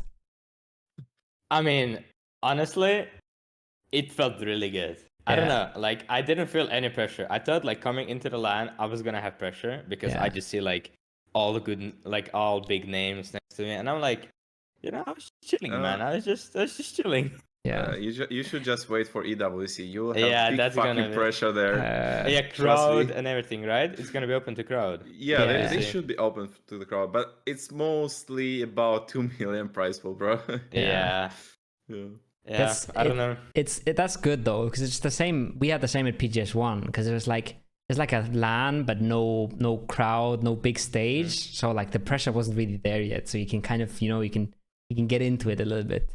Yeah. I think the like being 1 month there definitely helped though, because and we also played a lot on the stage though. We also played a lot. Yeah, we played a lot on the stage. Yeah. Like, so I don't know. I just felt like I just felt comfortable, like with the chair, everything felt comfortable there. So that's why I didn't have any pressure. And then I just I did watched have been. VP TeamSpeak and Lucarx like this fucking chair. This I can't fucking even stay. chair. I want to go home and play on my chair. Dude, he was so tilted. Every single game was like this chair. And I'm like with EB, I'm like we're sitting on this like 4 seat boosters. I'm like, yeah, I'm chilling, bro. Like when you had to sit on, it's like climbing a throne. Yeah. Yeah. But I don't understand why the desks are so big there for like Chinese people. Aren't they like pretty small though? Yeah, they are. Like if I was them, I would definitely complain about this. Like, how can a table be so big? Yeah, that's Like, always a problem. And the chairs, the desks, and then sometimes just like the performance, right? Like frames are not that good sometimes. Yeah, I mean, I don't know. For me, like monitors were good. I think monitor was really good. Yeah. In my opinion, like it's almost better than the one I have at home. Okay. Even though it's like it was 240 hertz, same thing, but like different. I have BenQ too, but like different, probably different brand or something. Like different. How do you call that? Model. Yeah, different model. Yeah, but it was really good. And like PCs, I mean, yeah, of course you always want better, but I don't know. It was not that bad. You get used to it. It's a thing. Like you get used to it. You have to. Kind of a skill as well. And that's why I like optimizing like crazy at home is like almost a disadvantage sometimes a little bit. I feel like it also feels like we played scrims on that same PC at the venue. It was so bad, man. Like it was so bad. Like 50 FPS scrims. Not like venue scrims, but like live scrims. You know, like live online scrims. It was so bad. But then like you go play LAN, it was like fine. FPS was that's true. That's true. Maybe it's because of like anti-cheat or something. I don't know. Yeah, if it's actually LAN, then it's actually nice. Yeah, it felt good. Low ping is also nice. Just playing with everybody with low ping is so fucking good. Yeah. Yeah, I feel like you could see that from the outside. I was kind of happy, like from your camera and shit. You were like laughing, you were enjoying yourself and shit. Yeah, I had fun. Yeah. Before every single game started, there's like you hear people like screaming, you know, and I'm like the only one howling, and then like you could just see my team. They're like, bro, who am I playing with? Who's this guy? And I'm just like, they're howling all the time. It's just like, yeah, bro, fuck it. It's fucking nice. If they can do it, I can do it too, man. Yeah. It's fun. It's fun. We had Lou who did the same thing, and like first time, like me an example, like I don't know him. Yeah. It's like definitely not our player. Like, and then in the end of the tournament, it became more like a funny thing, and like, oh yeah, let's do that. Just mute your microphone in Discord or TeamSpeak, and then you can yell. Yeah. That's fun. LAN is fun. Alright, now we actually keep it short, okay? We went for a fucking hour again. Yes. We even yapped about football, bro. Every nerd is gonna be watching this like, what the hell are they talking about? Yeah, I was about to ask you have this workout thing on your background? Okay. Yeah. Nice. I have like my own little home gym. It's nice. Okay. Where are you right jacked. now? Germany, yeah. Yeah, that's 15 more minutes about Germany. What do you feel? How's the weather there? What's your workout routine? Yeah, what are you eating? Okay, good. Thank you guys for coming on. It was a pleasure as always. We'll see you guys in EWC next week. Yep. See you. Good luck. See you. Cool. See you. Later. Bye-bye. Thanks for coming on, Fludd. I was actually... people are probably going to be interested to hear about the roster change and everything, but I was actually talking to you before that, before I knew that at least. You probably knew, but I thought you guys had a pretty interesting PGS. I had you literally in like top 3 in my PGS 3 and 4 tier list, and that all pretty much just fell to bits, right? Do you want to talk a little bit about that? Yeah, look, we tend to play regionals a bit different to how we play internationals, which I think is just like a stress or pressure factor, I guess. But the way we play in regionals most of the time, it looks very, very clinical, and it's super easy compared to internationals. Honestly, like the way we play, it feels so natural in regionals because we're so familiar with exactly who we're playing against, the strategies that we know work because we've done them for so long. So when we hop over to internationals, everyone learns and gets better at each international. So sometimes the meta evolves a little bit in a way that we can't keep up with sometimes, or at least we're not expecting it, or it's a little different to what our game plan is formulated for, I guess you could say. So I feel like our event went kind of shams for like a multiple of reasons, but one of the main ones was we definitely just changed how we played for no apparent reason at all. It kind of just happened, and we had a big talk after PGS 3 because our whole gameplay just changed off game 1 essentially. And the way we played our macro was, in my opinion, pretty awful for the most part. But we got to do exactly as we're told, basically. So our macro really struggled, and that's purely because we just changed it up way too much. Yeah, makes sense. How does that work for you guys when you have to try and reset so fast in between tournaments? You don't have a lot of time. Like, what's the things you focus on? What's the things you try to fix after a tournament like PGS 3? Yeah, so after PGS 3, obviously, like, it's shambolic. Like, we came 22nd. Like, we did really bad. We had shown pretty much no signs of life because we didn't win any team fights. We were just getting rolled over and over. It kind of like that event kind of disjointed us even more in terms of like on individual level. So we were very disconnected as a team with only having like a week to reset, or like a bit over a week. I think it was like 10 days. It's really hard. Like, you got to sit down and be like, oh my gosh, like what are the problems that actually matter? I think that's the main thing, is just focusing on the problems that like really matter. There's going to be dozens of games over your career that mistakes are just stupid and they don't really matter at the end of the day. Like, some random factor happened. Like, for example, if I died to Pharos, like jumping out of a glider and running on me, like that's just, that's just crazy. That's not going to happen every single game.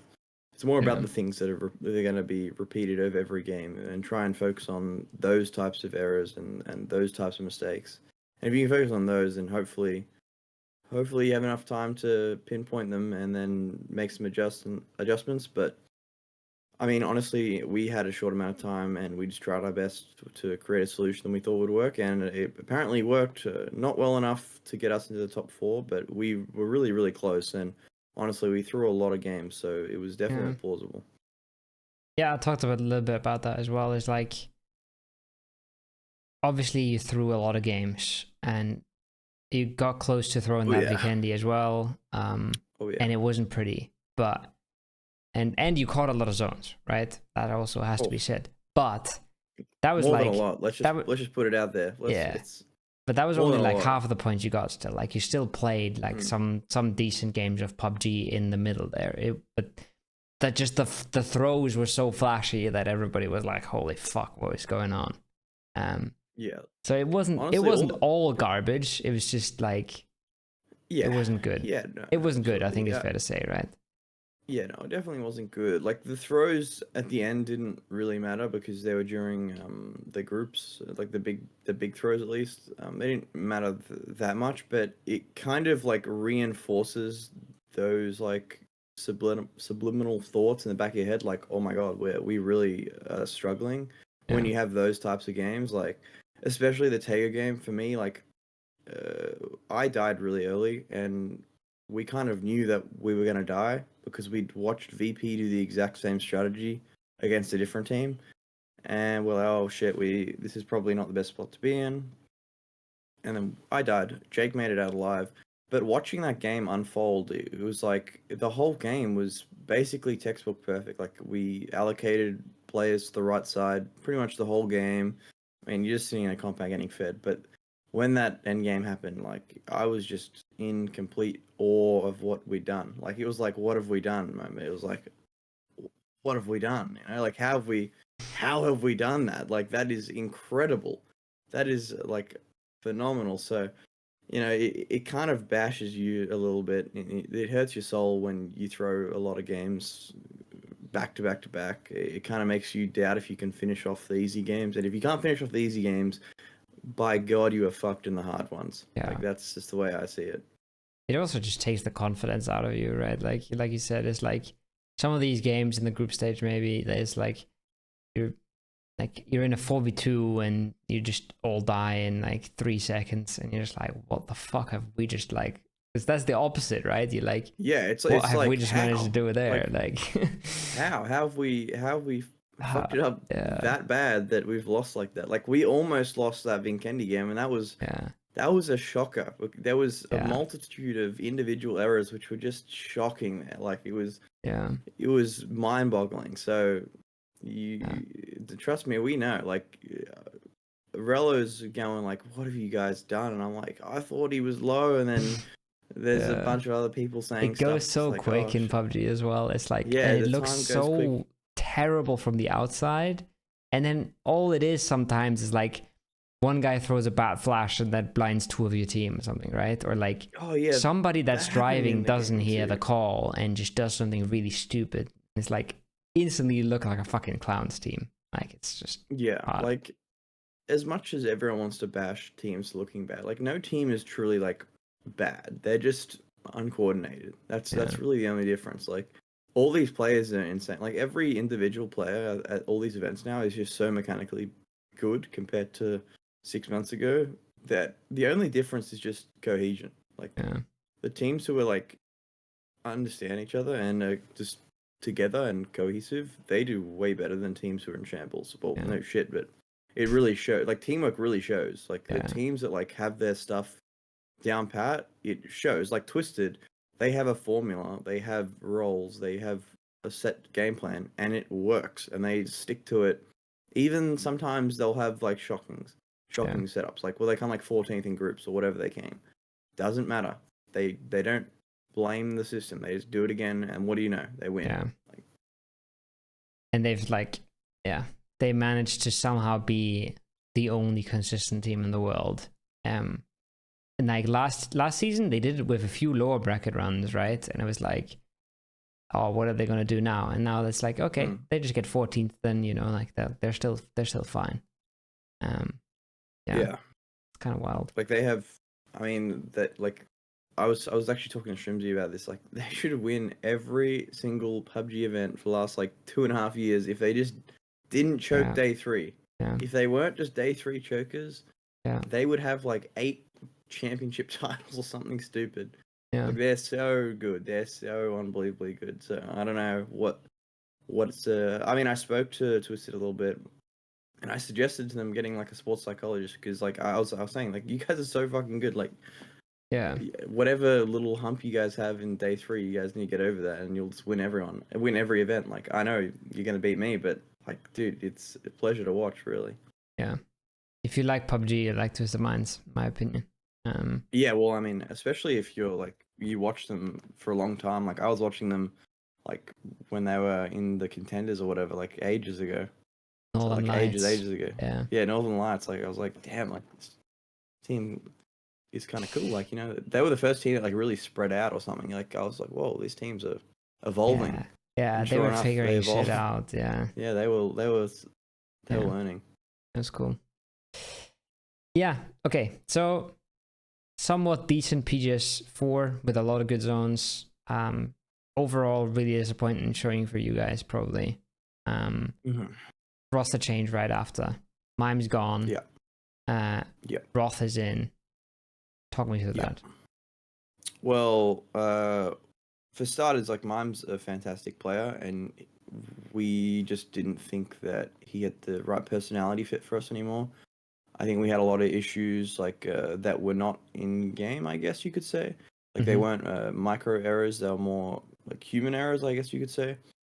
So we definitely decided that, like, because the only real way we managed to find good points was from good zones and getting lucky, essentially. And I don't like that. I think that's a recipe for disaster, because if we don't get good zones, we're going to come 22nd like we did. So the whole team agreed that we needed a change, and a pretty drastic one, because we have Esports World Cup. We have a fantastic core 3 when we're all playing confident and happy. So we knew that we needed to do something, and it's nothing against Mime. It's just purely business. Like, I wouldn't see us doing well with him again.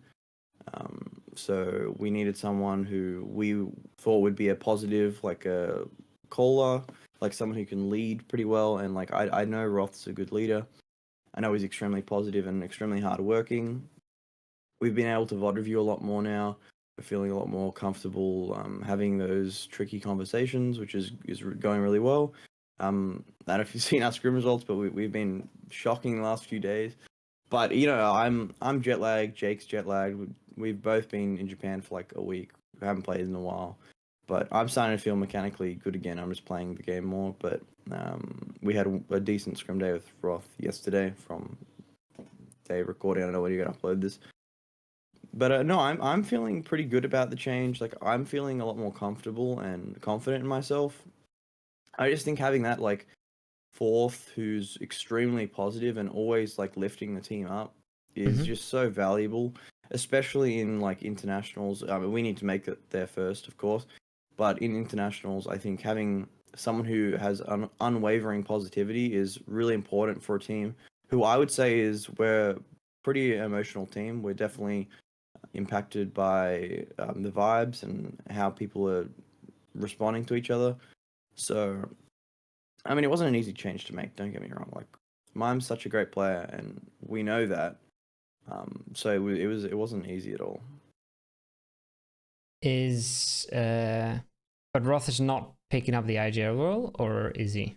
How is that going to work out? Well, we're still kind of like spitballing because we were gonna have Roth call because Rello wanted to take a little break. I think rightfully so. Rello never really wanted to call. He kind of just got thrown into the role. But I think we're actually finding it easier with Rello remaining the caller, but Roth just taking some of the more, let's say, more tedious duties of the caller off him, like pre-planning a lot of sends and pre-planning a lot of things. So Rello is really just taking control, like taking the reins, but Roth's helping him as much as he can, while Jake and I are just doing whatever needs to be done, really.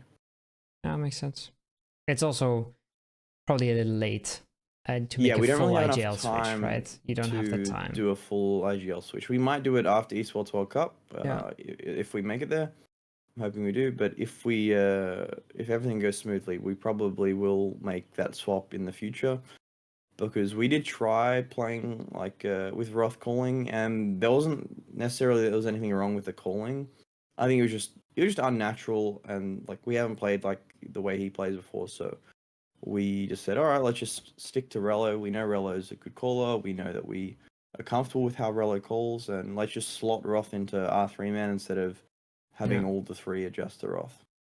Yeah, that's cool. Could open up like a little bit, right? Could open Roth up a little bit to focus more on his own gameplay, and could also, if he takes a little bit of stuff off Rello, then that's also going to be nice for him. Yeah, I definitely see Roth fitting a more supportive role in terms of like he'll be risking. I'm assuming he's going to be risking his life a lot in the front. You know, that's kind of what Roth does anyway. Roth and Mime have very, very similar playstyles. They're just different people. So I do think that Roth will be a bit more supportive, but he'll be doing a lot of the calling help, like helping with calling a lot. So that's definitely something that Rello is looking forward to, at least. Yeah, makes sense. That's cool. I mean, so overall, like, it's not a great start to the year, but like you're still looking pretty good, right? Like you're still looking okay for ESWC. You have a lot of slots, and you have 3 qualifier slots, right? Yeah, 3 qualifiers and then Soniqs. And then which is kind of BS. It should have been Soniqs and TSM, but you know, I won't unwrap that egg. I've been thinking if it's worth talking about. I'm not sure. It's an egg that most people don't want to unwrap because they know they're wrong. Like it's straight bullshit. So I mean, even Na'Vi getting as many points as they did. I mean, is being a fresh team just a bonus? Is it just a free little pick me up? I don't even like. That's the thing. I don't even want to argue about the algorithm. There should never be like a black box algorithm that decides who goes to a tournament. Especially if it varies. It's cool if TWIS says, "Hey, this is our power ranking. We aren't telling you how it works, because we invented the formula." That's cool, but if PUBG is using something to invite teams to the fucking biggest tournament in the year, that can't be behind closed curtains. Like, it's so fucked. Especially when like people are doing the math themselves and going like, how is this possible that a team gained 95 more points than another team while they did significantly better? Yeah. Like, what's going on? Like, what's going on? How does it work? Nobody knows. And they give us like this like fake little criteria saying like, oh, performance in all parts of the group stage matter. Yeah. And then TSM win the group stage and then come fourth, and they're like, it didn't matter. It didn't matter. We were lying. It's really weird. I could yap about that for ages, but like, I really feel for TSM boys because I definitely think they're probably the best team in NA at the moment. In my opinion, I think in terms of like regionally and internationally. Obviously, they came 16th in PGS 3, which was a shocker, but Soniqs didn't qual. Like, Soniqs came second, then they didn't qual. So I think 16th and 4th is better than second than no qual, because I think it takes a lot more to not qual than it does to qual, if that makes sense. So I definitely think that Soniqs is probably second best in international at the moment, at this very second.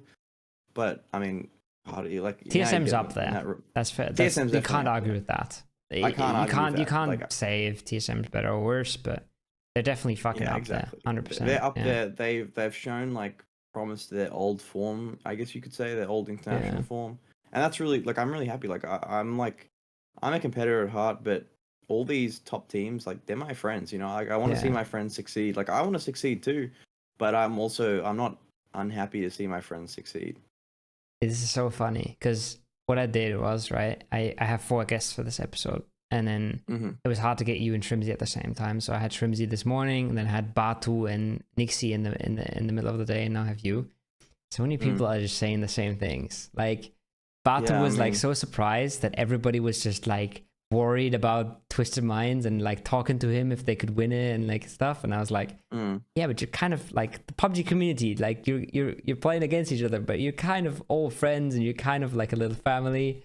And now you're just saying the same things. It's kind of funny. Yeah, well, I mean, the rosters don't really change. Like the competitive scene's like very like stagnant. There's no like real new teams. So I've seen. I think there is more change than you think about, because I think there's slowly every now and then there's somebody new coming in and stuff. But you always forget about, like, I feel like I at least forget about the people that are falling out of the scene like way too fast, and then it feels like nothing changes. I feel like I just see the same people every event. Like I see the same set of guys every time, and you know, occasionally there's like swaps where like you'll meet VP, and then we were sitting in the booth next to VP, like we were absolute homies with them. We're actually playing ranked with them to warm up before like day 3 of finals.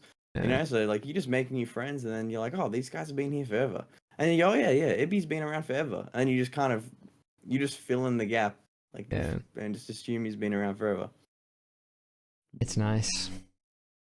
No, I definitely do love the PUBG community. Yeah, everybody does. It's because we're close. We're like it's a small community, but it's kind of like there's a lot of nice people. Yeah, in exactly. It. Definitely interesting reading the public's views and whatnot. Especially like on our roster change, I read a lot of stuff. Of course, like, you know, I'm interested to see what people think, and it was surprisingly positive. We thought we were going to get like bashed a lot more for removing Mime, because Mime's a great player and he MVP'd PAS. So we were expecting people to be like, I don't know if it's angry the right word, maybe confused, or I guess people were a little confused. But honestly, the feedback from it wasn't as bad as I thought it would be. Like, I thought we'd get a lot more shit than we did. That's good. Yeah, I don't know. That's a lot of it's a lot of shit that goes on in teams. Cerberus is dropping Tycon, right? Or Tycon is leaving. Who knows? I don't even know what happened with that, because like I'm friends with Cerberus, and I was just like, what happened, dude? Like, we talked about this earlier, and I was like, maybe Tycon didn't want to play like second fiddle all the time, you know? Maybe it's an ego thing. I mean, honestly, my guess is that Tycon wants to retire. Maybe I don't know why. Maybe he wants to go to school or do something, and he wants to represent Vietnam for just one last time. And he's not going to get on Team Vietnam being on Cerberus. He won't. But like, wait, why isn't he? Why can't he? because I'm pretty sure it's like the way that Cerberus's team is structured, it's like it's very clear that Hymas is the raid boss. Obviously. Like, But so they had two last time, no? They had Haizaki and... Yeah, but Haizaki is probably the best IGL in Vietnam. Yeah. So like anyone who votes, they're gonna vote in an IGL has proven success, you know. 100%. So it's always gonna be an IGL and the best fragger, And the raid boss. And the raid boss, right? So that kind of leaves, even though Tycon is a god tier raid boss, he is not gonna be on that roster. He's like a demigod, you know. He's not fully. Yeah. Well, maybe he is a raid boss. Maybe he's more of a raid boss than Hymas. He just doesn't get to be. That's what I'm saying. It's like, I mean, he wasn't super good at PGS 3, but like, yeah, he's still insane. Like that's why I'm like, why would he retire? But yeah, maybe, I don't know. Or maybe he'd like, maybe it's like, who knows? Maybe it's a Danawa thing. Maybe it just doesn't click anymore. Maybe, I don't know, that one definitely boggles my mind, because like you've been invited to Esports World Cup, you just won an international. Like, you know, if you win an international and it's Esports World Cup, you're set for life, especially in Vietnam. Like you're probably you're good for the rest of your life essentially. So I don't know. I don't see why you'd ever leave a team who's super successful without any. It's the same thing where people kept telling me like Seoul just took the fucking bag from D plus Kia, and I'm just like, you don't fucking win PGC with a team and then you leave for money. That's not how it works. No, that is not how that works. Like, yeah, I know a little bit more about that, but like, that's not what happened. You know, like, obviously not. There was, I'm sure the only thing that makes sense is personal, like, and disconnects, and it's the only thing that makes sense. Personally. Yeah, and then he just happened to go get a fantastic bag, and why would I blame him? Yeah. And he almost solo squatted into finals. That was impressive. Like, that was definitely impressive. I didn't rate that roster at all. I think it was just not enough fraggers. You know, like not enough mechie players who were gonna help Seoul. There was too many defensive, like, slow players. I feel like you and Shrimzy like sat together and prepared for this episode, because you're just all saying the same things. No, Shrimzy and I just, you know, we've been friends for a long time. We kind of think very similarly, so. We're probably we're sharing the same two brain cells. I just give him, that's why he did so well in PGSs, because I just give him mine for a little bit. I say, hey, like, we're in shams, just take mine while you're at it. Smart. And he goes crazy. Like top 2 PGS killers or some shit like that. Yeah, Shrimzy is honestly like hella underrated on that Soniqs teams. Like 100%. People always go like, Kick and Tiggleton, they're just incredible, but you know who's always consistently putting in work? It's Shrimzy, you know. He's always there putting in work, doing everything he can. Yeah. Consistently, you know, and that's what like makes consistency in PUBG such a shining thing. Like, if you get 2 kills every game, you are top fragging a tourney. Like, it doesn't take a lot, you know. Like, it sounds like it takes a lot to top frag, but if you honestly average like 1 kill in your bad games and like 2 in your good, you're gonna be pretty high up there on the kill leaderboard. Yeah, that's a good way to put it. Consistency is everything. It's definitely gotten a lot more top heavy. It used to be like if you got 1.5 kills per game, you were top fragging. Now it's getting closer to like 2. Like if you have like over 2, you're top fragging. But like the averages aren't like insane. It's not like crazy numbers. Like, especially like the damage dealt. Like if you can do like 300 damage a game, like you're gonna be top 5 for the tournament pretty much. I think that says a lot about the quality, right? Because look at one of your ranked games and how fucking easy is it to put in 300 damage into some dudes. But like, actually at a solid level of esports, it's actually fucking hard.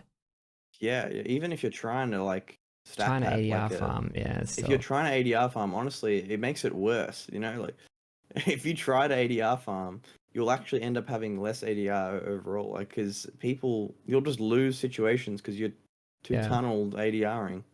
I love looking at damage dealt versus damage taken. It's like, I think it's out of all the stats, it's probably my favorite one. And it's like, I feel like you need to have 1-to-1, and if you don't have 1-to-1, you're doing something wrong. If you can have better than 1-to-1, you're doing something right. But I also I mean, you might have a shambolic tournament, and it's really fucking hard to have like a neutral or positive one, right? But then you see some people that are farming, but they're also just getting farmed, and they're losing lots of helmets and armor and boosters and everything.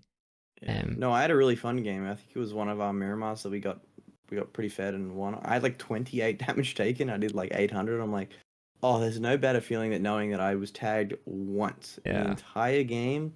I was tagged once and absolutely dominating people in the process. Yeah. It's also just the confidence, right? Like, I feel like every time you get tagged, it goes down a little bit. Every time you shoot someone, it goes up a little bit. So like, yeah, exactly. No, I after that game, I was like, wait, I know how to play the game again. I just remembered it's come back to me. So I think I started playing a little better there. It's like riding a bike. It really goes away. Yeah, absolutely. I did the same thing again every single time. That's I said let's keep it short, and then I low-key just wanted to see how much I could drag it on for. Satisfied. We could drag on for another half hour. I feel like we could talk forever. Like it's the same thing every time, man. Every time, you know. I mean, I love it, so it's fine. We just have to get like real famous, so like it's always worth to put in another half hour, and we just make banks off the podcast. That's absolutely, a plan. Yeah, I agree. All right, cool. All right, well, thanks for having me. You know, another little yap sesh. That was episode 17 of the Hot Drop. I hope you guys enjoyed. I know it's been a long wait, but it was also a long episode, so maybe that makes up for it. If you enjoy the content, make sure to like and subscribe and all that stuff. And you can always support the channel by using creator code THEKOWO. Links in the description, and I'll see you guys again soon.